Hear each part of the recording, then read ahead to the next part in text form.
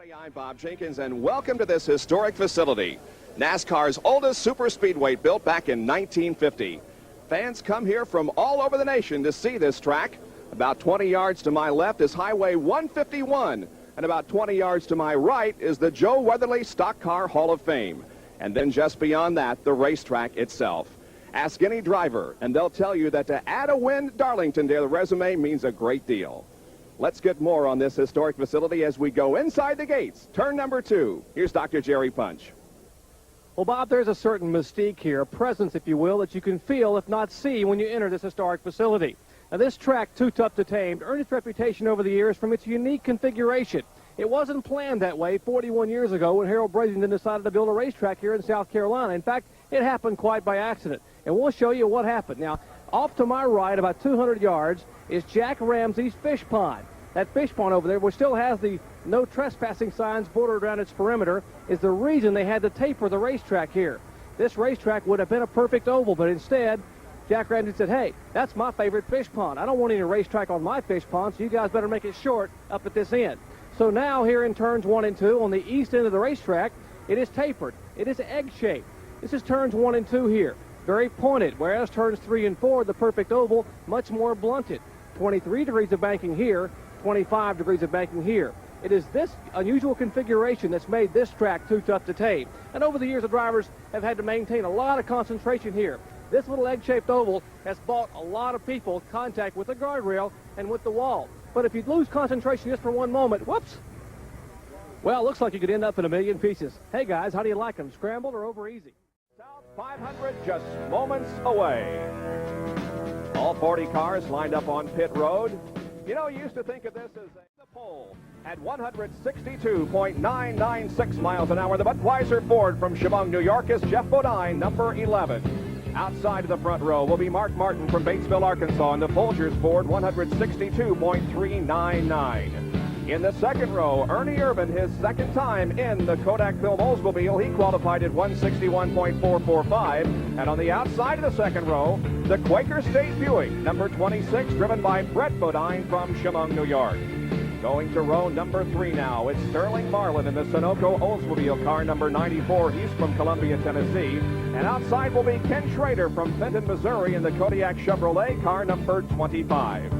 In 7th position will be Greg Sachs in the number 46 car, the City Chevrolet, and you'll recognize this as one of the Days of Thunder cars, but they're not in this race to do anything for the movie. They're in the race to race. Kyle Petty will start number 42 outside of the 4th row. Michael Waltrip starts inside row number 5, and then Ricky Rudd in car number 5. Going to row number 6, it's Rusty Wallace in 27 and Rob Moroso in number 20. The 7th row consists of Davey Allison in 28 and Alan Kulwicki in number 7. The 8th row has Dale Earnhardt in number 3, who won the Southern 500 last year. Darrell Waltrip in number 17. The 9th row, Bill Elliott, car number 9, and Neil Bonnett in number 21. In row number 10 will be Morgan Shepherd, who finished second at Atlanta a couple of weekends ago, in number 15, and Harry Gant in number 13. Harry's the defending champion of this race. The 11th row is Dick Trickle in number 66, and Bobby Gillen in number 8. Rick Mast in number 2, and Daytona 500 winner Derry Cope in number 10 make up row number 12. In the 13th row is Richard Petty in number 43 and Rick Wilson in 75.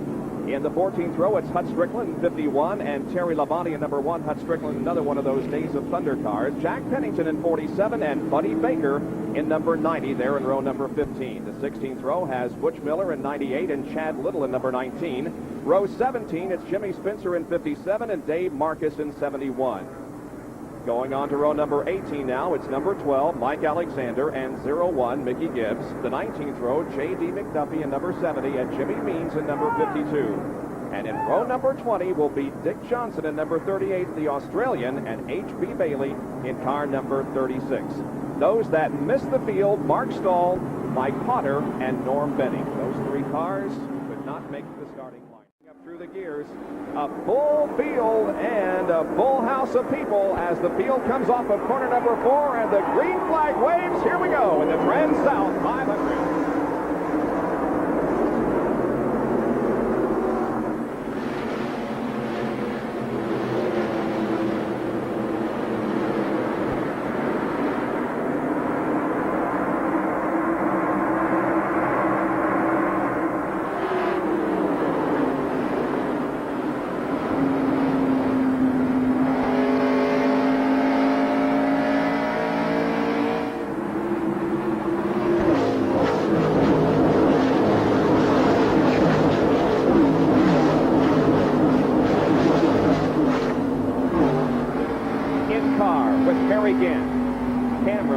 side of his helmet. Perry running in the middle of the pack. The leader is Geoff Bodine after 1.5 laps. That's unbelievable. Look how his head is bobbing around in the corner. It looks like it's on a roller coaster or something. And imagine he's going to be doing that for about 3.5 hours if the car holds together. Position is Ernie Irvan in a car slow down in the apron of the racetrack between turns 3 and 4. The yellow is out. Looks like Butch Miller in number 98. He's going to be headed for pit road. Well, he stays out on the racetrack.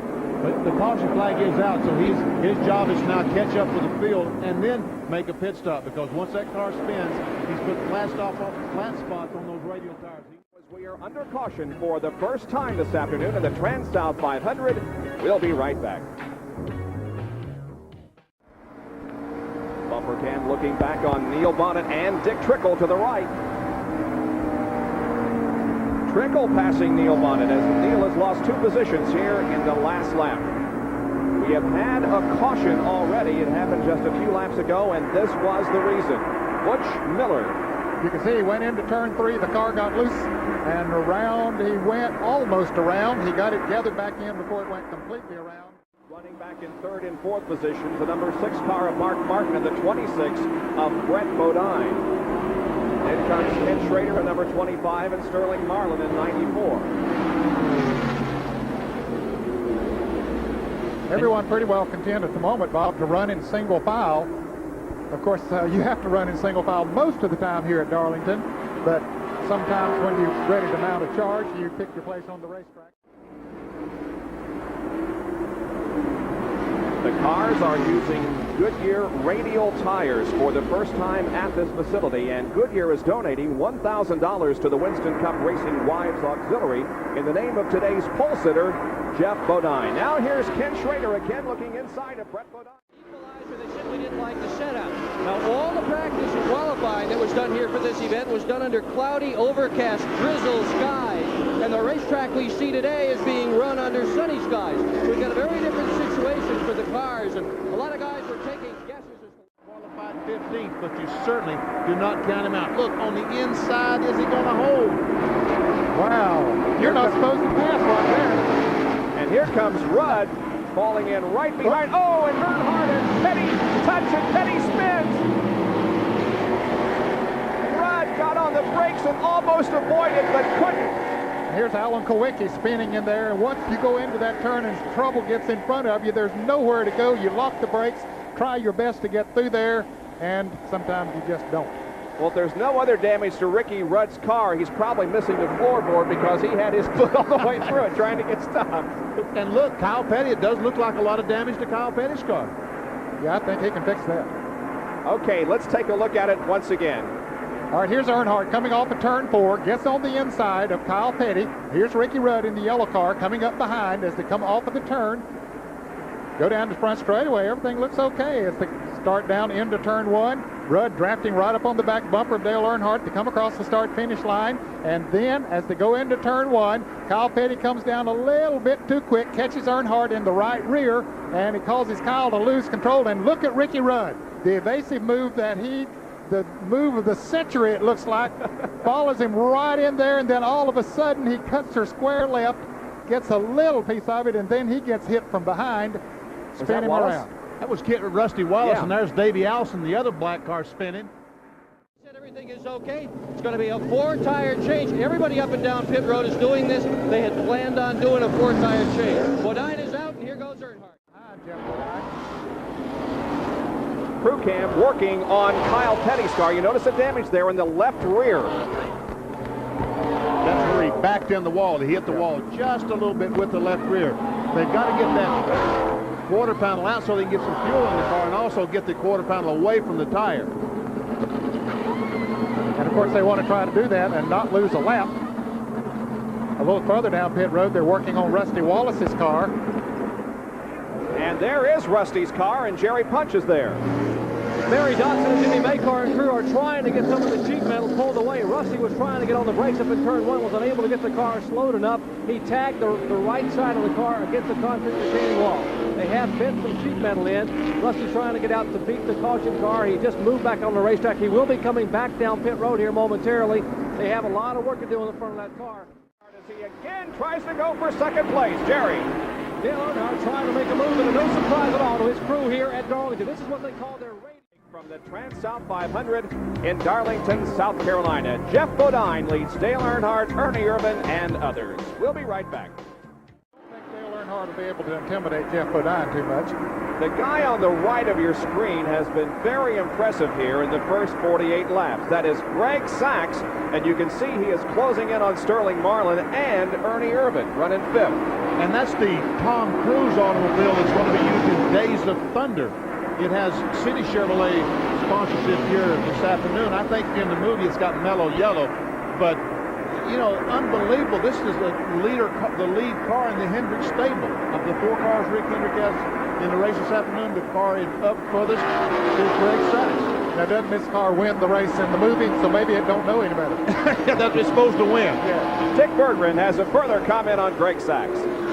Well, Bob, that automobile is a brand new race car that they brought down here. The original plan was to do what they did in the Daytona 500 and start in the back and just film some things. But NASCAR said, no, if you're going to bring that thing down here, we're going to have to get it in the race and run it. So Rick Hendrick said, hey, as long as we got to run it, we're going to race. So Bodine's strategy is, whatever the movie guys want to do is fine with him, but he is going out for the win, and he's got a lot to prove here this afternoon. He does not have a full-time ride. If he can score a good run here this afternoon, it surely is going to help. This young man is trying to plant his feet in the Hendrick organization, leading himself to something solid for 1991. Well, I'm sure it didn't disappoint Greg Sachs when he was told that he had the opportunity to run hard this afternoon and try to win this race. He ran so strong at Daytona Busch Clash, and now finds himself in 5th position here. And we're hearing a lot of the comments from the pit area that these guys are pretty loose at the moment. Well, you know, Greg Sachs had pulled up right behind these 2 cars that are running 3rd and 4th, but now he has dropped back some. Now we again watch Dale Earnhardt right on the back bumper of Geoff Bodine.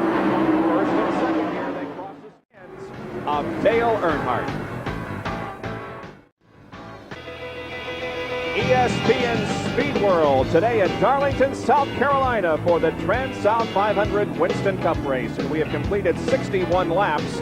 And the guy that was running in 5th spot, Greg Sachs, well, he's had some problems. Is slowing on the racetrack, and it looks like his afternoon may be over. I believe the engine has let go on that Chevrolet, Bob. There was a little smoke coming from it. That might be the reason we saw him run up there behind the 3rd and 4th place car a little while ago. Then he backed off. The car was probably overheating, and he was just trying to cool it, but I believe it's got the best of it. You know, that was going to be a problem for the guys this afternoon because it has to be at least 20 degrees warmer this afternoon than it's been all weekend. And I don't know how you can figure out how much grill opening to run or anything else with the temperature we've had Thursday, Friday, and Saturday. As well as jetting the carburetor, which has a great deal to do with the engine temperature. So Greg is going to come down and go into his assigned slot here on pit road. Will not take the car behind the wall, at least for the moment. They'll look inside to see if it might be a repairable problem and maybe get Greg back out on the racetrack. Having a good run, was running 5th when the problem occurred. Let's go to Dick Berggren, who perhaps can tell us more. Dick? Well, I really wish I could, but right now there's not an awful lot to say. The mechanics are just looking the car over. One has just pointed his thumb in the direction of the garage area, and that's always a bad sign. The hood goes down. Apparently the engine has expired. And so they will take the 46 car behind the wall and back into the garage area. The day's over for Greg Sachs. On the racetrack, meanwhile, it can... And running in 5th place is Kenny Schrader right now. I think I left him out when we were talking about Brett Bodine and Morgan Shepherd back there a moment ago. Kenny Schrader was ahead of him at that particular point. He's running 5th. And, of course, in 6th now is Morgan Shepherd. Greg Sachs out of the race, Dick Berggren with him. Well, it ran awfully well while it ran, but it didn't run long enough. Well, Dick, you know, City Chevrolet Lumina was real strong. I'm disappointed we dropped out so early, but we had a little engine trouble. I'm just looking forward to Talladega when we come out with our new colors and Ultra Slim Fast. Got a lot of things to look forward to this year. We've got a radial tire here at Darlington for the first time today, Greg. Would you evaluate his performance thus far in the event? I felt right from the start of practice that the tire was working great. Very predictable, no surprises. The stagger stays the same all day. I think it's going to be a real good day for Goodyear. Good marks on the tire. Greg Sachs will watch the rest of this race from the pit area. Battle for 2nd position, a good one. Number 11, Geoff Bodine. Well, here comes Ernie Irvan making a bid for second place. He goes to the inside of Bodine. They touch coming up the corner. Irvan's going to lose it right here on the main straightaway. Irvan spins down the front stretch, and I don't think he's going to hit a thing. Not yet anyway. And he saves it. The caution flag comes out, so it might be a break. Ernie, if he can get back around and get 4 new tires, he'll be all set. Say hats off to everybody that was following him too, because they managed to scramble around. Here it is from another angle. He just gets a little bit out of control, tries to save the car, but it makes too many sideways motions. And look, if he had just drove back across the racetrack, he would have got Schrader and Morgan Shepherd and himself. Comes Dick Johnson, who will turn the wheel at the last moment and avoid hitting the car, and Jimmy Means is way down on the inside. Now here is a real-time replay.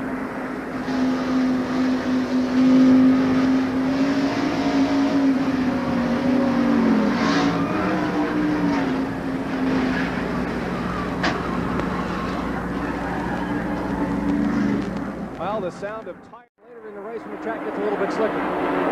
Caution down in turn 2. car There's crashing trouble. in turn 2 is Dick Johnson up against the wall. Number 38 car slides to a stop at the top of the racetrack against the outer wall. We'll answer that question for you, Jerry, in a little bit. Meanwhile, we will watch the situation regarding Dick Johnson. The yellow flag comes out for the 4th time this afternoon. Marlin, 3rd place, Mark Martin, and the 3 car of Dale Earnhardt. Now, this battle involves the 75 car of Rick Wilson, Bill Elliott, and Morgan Shepherd as we take a look at those who have dropped out of competition. Rick Wilson must be feeling awful good in that yellow number 75, the Dinner Bell Oldsmobile. I was talking to Rick yesterday about his season, and so far. Helmet. Davey Allison just got into the wall in corner number 4. The 2nd place car loses positions, and he may have damaged that car because it is slowing drastically. He takes the car down off the banking, but a tough break for Davey Allison, who was running in 2nd. Here it is. Let's see, he slips up into the wall, and right there it looks like he clips it and then back into it a little bit more. He does keep the car going in a forward position, but how much damage did he do to it? Did he knock sheet metal in on the tires? Time will tell. Here he comes. He's coming in the pits now to assess the damage. Dick Bergman is there. Dick?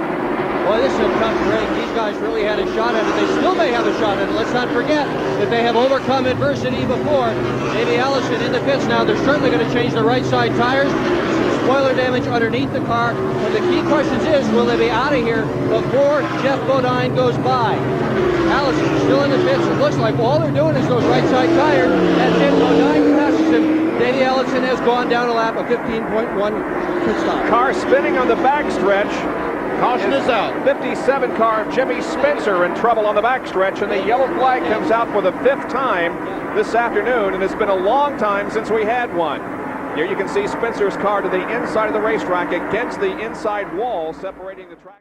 Spencer, there is Spencer's car limping to the pit area. After a count, we might mention that Geoff Bodine did not pit. Now here is the replay of the incident involving Jimmy Spencer from Harry Kent's vantage point, and he just missed him.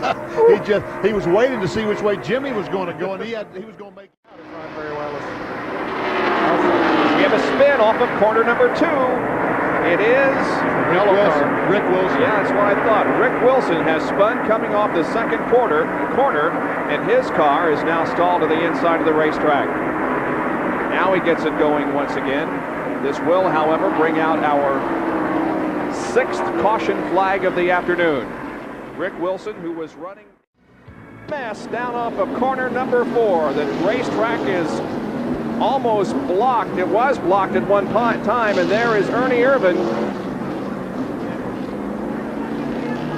as his car. Wow, it's a mess this time. It is badly, badly damaged. The driver compartment, however, stayed intact. You can see that Ernie is in perfect condition. Just, I'm sure, very, very disappointed with the way that his day has gone. The 2nd time this afternoon that he has lost it coming off of corner number 4, or at least had a problem coming off of corner number 4. Rick Wilson's number 75 car and the 52 machine of Jimmy Means involved. The number 11 car of Geoff Bodine is on pit road. And he does have some damage to the left rear of the automobile. They're looking at the car, seeing what they have to do. I don't know if it is severe or not. Boy, it's a wonder that just about everybody wasn't taken out in that, because it, of course, was at the head of the field. Well, and coming off of turn 4 where you don't have a great deal of control. Let's go to Dick Berggren. Well, Ken Schrader sure had a close one on that deal. He's got damage on the right front corner. He's got tire marks on the left side corner. Boy, he was right out sideways up in that turn. Lots and lots of cars coming down pit road with damage. Ricky Rudd is just coming down beside us now with a left front wheel. It's virtually completely stopped and sparking. Rob Moroso's car is badly damaged. There's still several cars up pit road. Boy, that was a bad, bad accident in terms of damaging some top quality equipment. There's a bit of a fire on pit road. It appears as if some gasoline has ignited, and it isn't going to be a real major problem because the fire. Dick, are you there? Yeah, I am, Bob. They were right on it as soon as that fire broke out. The only damage appears to be right on pit road itself, and they're directing the fire extinguishers to a little piece of rubber that apparently was burning. No major damage, at least that we can see. You know what happened, Dick? That you mentioned that tire was rubbing, and when it moved through that fuel that had come off one of the cars, it ignited it. Now let's go to Jerry Punch, who's with Sterling Marlin. Sterling, you climbed out of the car, and although you're a little bit out of breath and shaking, you seem to be okay. Yeah, it's a shame. We're flying there to start and finally got the car hooked back up. And Another day. Now we're going to replay this crash. We've got him from several angles, so sit back here for the next few minutes and watch what happened between Ernie Irvan and Ken Schrader, which involved a lot of other cars eventually. This had been going on for 2 laps. These guys had been side by side for 2 laps. And we've talked all day. This racetrack is tough. It's too tough to tame. And you just can't do it. We see Ernie got a little bit sideways. He bumps Schrader. They spin. There, Sterling Marlin runs in the back of the 6 car. And then he also hits the 4 car. Meanwhile, Geoff Bodine, they ran in the back of him, but he came through with not too much damage. Also, Morgan Shepherd, Dale Earnhardt, Brett Bodine. That looks like Bobby Hillen. Somehow, Bodine, Earnhardt got through. Brett Bodine got through for the most part. Here it is from our speed shot just off of corner number 4. There's just no place to go. These fellas have blocked the racetrack completely, but Geoff Bodine. Yeah, unscathed. So is Morgan Shepherd. The guy that took the real hard knock, it appeared, was Sterling Marlin, the 94 car. Well, Ernie gets tagged pretty good there by Ricky Rudd and gets tagged again by somebody. Well, we got another angle. Once they get sideways again. And they touch. They touch. Around they go.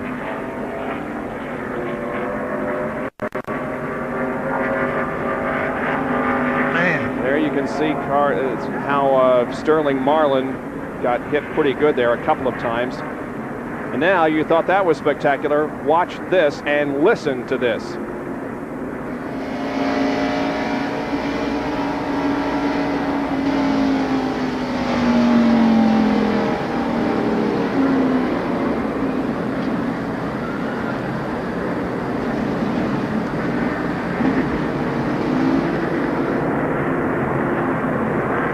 Can't got through okay. Now this is from Ernie Irvan's car, looking out back.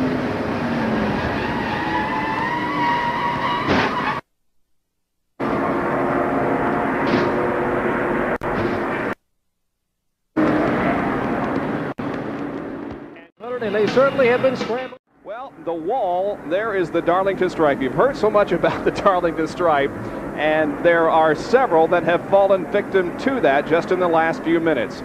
Here are the cars that were involved in that multi-car tangle coming off of corner number 4. Rudd, Irvan, Moroso, Wilson, Bonnett, Means, Schrader, Martin, Marlin, and Waltrip. Now, not all of those cars are out of the race, but those are the ones that were involved in some way or another with the crash off of turn 4. You know, I was just...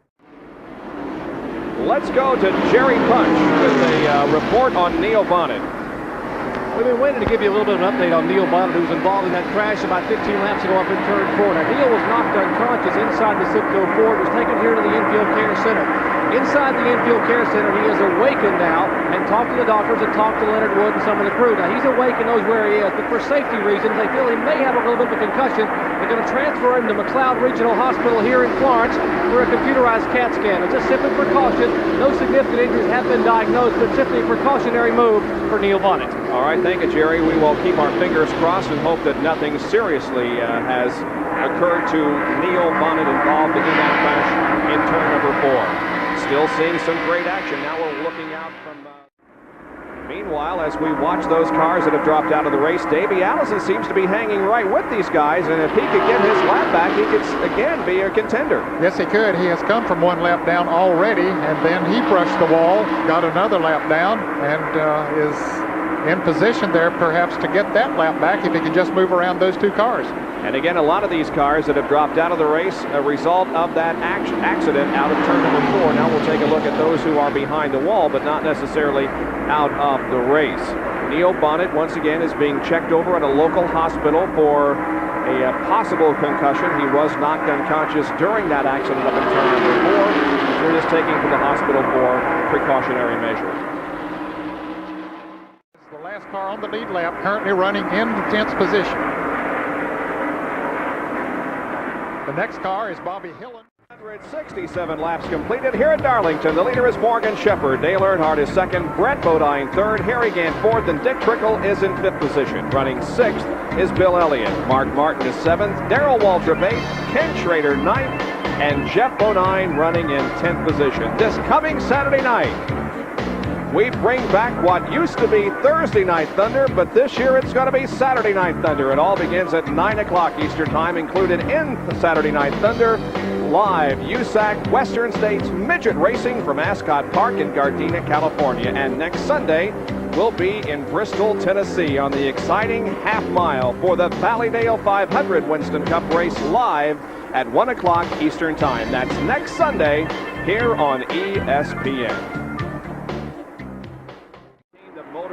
Ford. Now, Dick Trickle has probably driven some dirt tracks in his life, but he didn't have his car any more sideways on dirt than he had down between turns 3 and 4 just a few laps ago. We're riding with Dick Trickle. He survived all that, but this is how it looked. Car just gets sideways. He never goes completely around. Just sideways, he comes down, gets the car back in gear. He still hasn't been in the pits. And it did not create a yellow. Let's go to Jerry Punch, who's with the car owner, Cale Yarborough. Well, Cale had to chuckle a little bit. You know, he's driven quite a few laps here at the track, too tough to tame. In fact, he's won 5 times. And, Cale, you got to be pretty pleased. You're a driver. I would say you're a young driver, but this guy's about the same age as you are. He's doing a heck of a job for you today. Well, Dick's doing a fine job. I can't hear everything you're saying, but he's doing a fine job. He's a little bit loose right now. He just spun one time, but he got to gather back up, and I hope we go end up with a good finish here. Cale Yarborough here watching his driver, Dick Trickle. Now, he picked a guy about his age and also about his same height to drive this race car. And a few laps ago, apparently what happened is Dick Trickle just complained the car was so loose he just couldn't hold it. So he just slid broadside through turns 3 and 4, put it back in gear, and drove it away. By the way, Dick is a lap down now in 10th position, but he did a nice job saving that car and keeping it going. Oh, we have a trouble up in between turns 1 and 2. A couple of cars are involved, both of them sliding down the banking. It looks like Dick blew an engine going in the corner. Alan Kulwicki got in the oil. Yep. Okay, Dick Trickle, there he is from our in-car camera. He's getting the goggles off.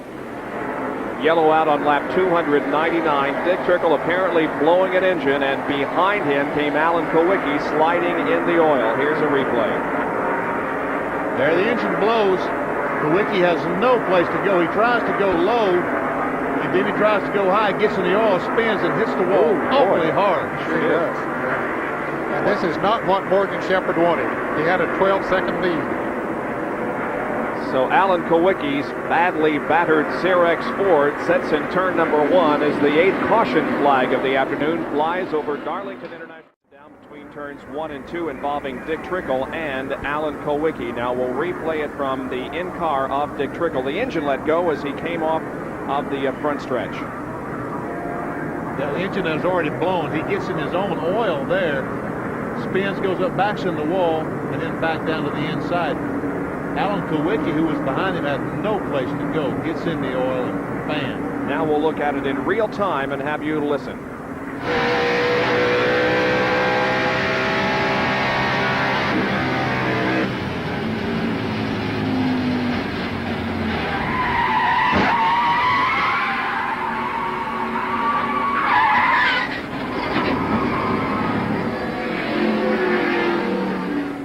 Well, there you can see that Dick Trickle is okay, and he's lighting up a cigarette. He's through for the day, but might as well enjoy the ride back to the pit area.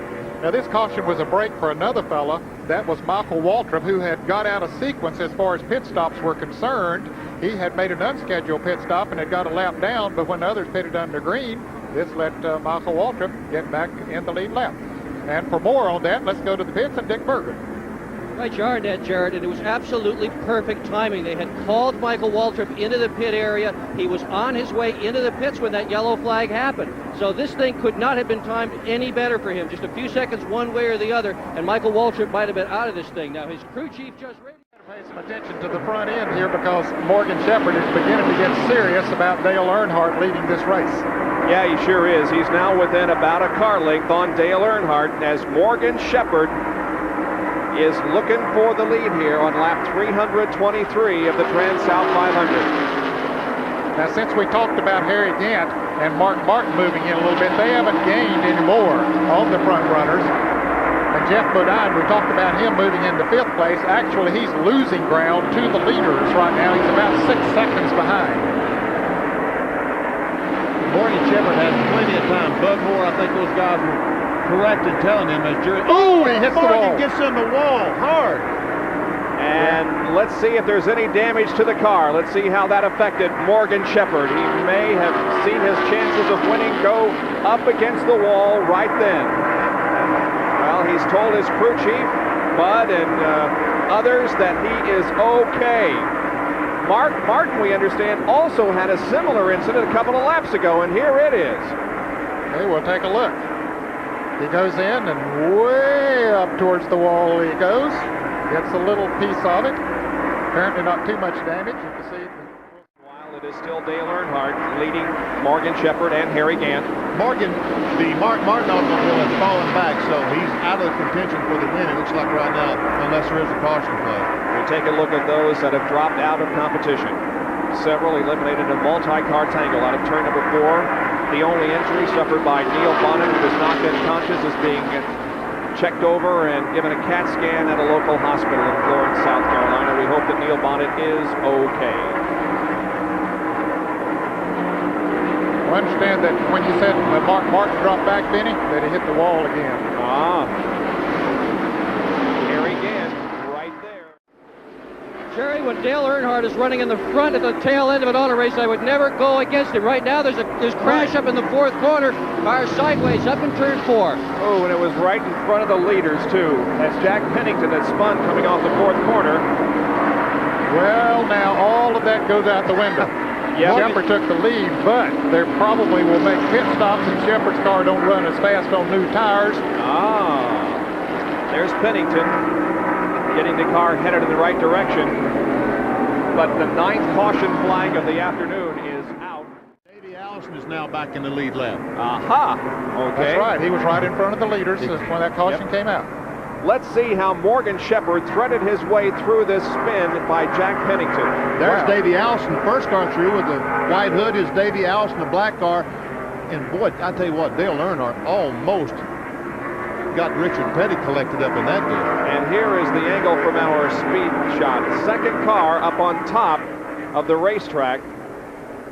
You can see Pennington's car gets loose, spins around, and the leaders, here they come, bearing down. And now watch, there goes Morgan Shepherd, and Earnhardt had to go to the high side, and a result of that finds himself in 2nd. Let's go to Dick Bergen with a follow-up on Earnhardt.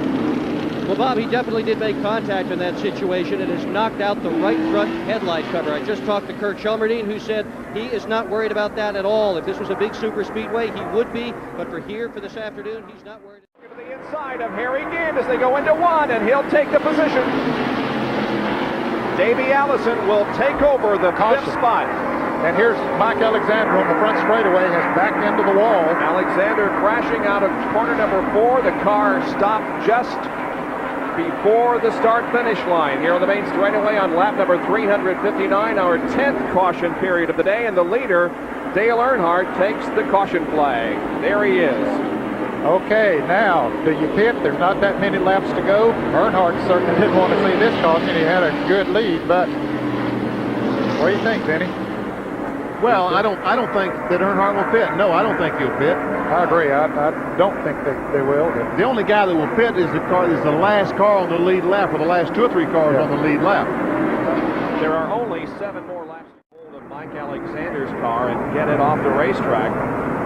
Alexander crashing here on the front stretch. He was running, Bob, in the 14th position, 3 laps down. Mike Alexander, the Ray Vestas Buick. Bobby Allison owned. Pull off the victory as Dale Earnhardt continues to lead the TranSouth 500. The crowd is going wild here at Darlington. Here comes Earnhardt off of corner number 4, and the white flag waves by Harold Kinder. 1 more lap to go for Dale Earnhardt.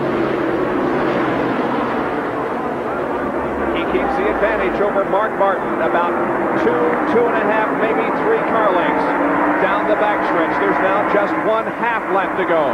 Mark Martin trying everything he can to pull off a victory here this afternoon, but it looks as if he's going to come up short. Here comes Dale Earnhardt down off the banking. On the main straightaway, Dale Earnhardt wins the TranSouth 500. Mark Martin finishes second, and Davey Allison finished in 3rd place. And Geoff Bodine finished 4th, right in front of Morgan Shepherd. Good move that they came in and put the tires on the Budweiser Ford. It's the 6th time that Dale Earnhardt has won at Darlington. It's his 41st career win. Let's get some comments from Kirk Shelmerdine, the crew chief on Earnhardt's car. Well, Kirk, given that car was far from the best all day, how much credit goes to the driver for this deal? Could an average or even an excellent race car driver have done what yours did? Well, he did a super job. You know, he worked with us all day on trying to give us feedback to let us help the car a little bit. We didn't really know what to do with the thing. Now let's go down for our road handler winner circle interview. Here's Cherry Punch. Dale, first of all, congratulations on an outstanding. You were beer pedaling all day long trying to catch these guys. Well, thank the Lord for a good race. And, you know, the Goodwrench crew did a good job. Old car just ran good. We stayed out of trouble. We dodged a couple of wrecks, and, you know, the guys did a good job, and that's all I can say.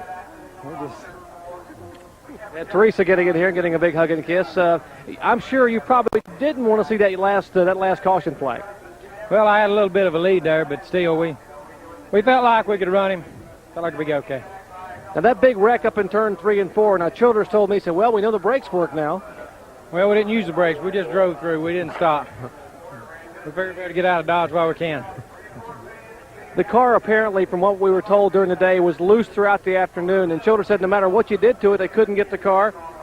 There's Taylor and Nicole, the little one, getting a big kiss from Dad.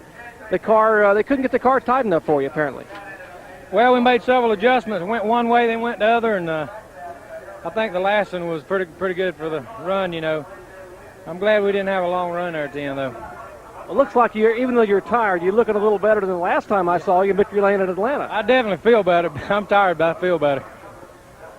Dale Earnhardt picking up his win here in the TranSouth 500, his 6th win at Darlington here at the track Too Tough to Tame. Let's check in with Dick Berggren.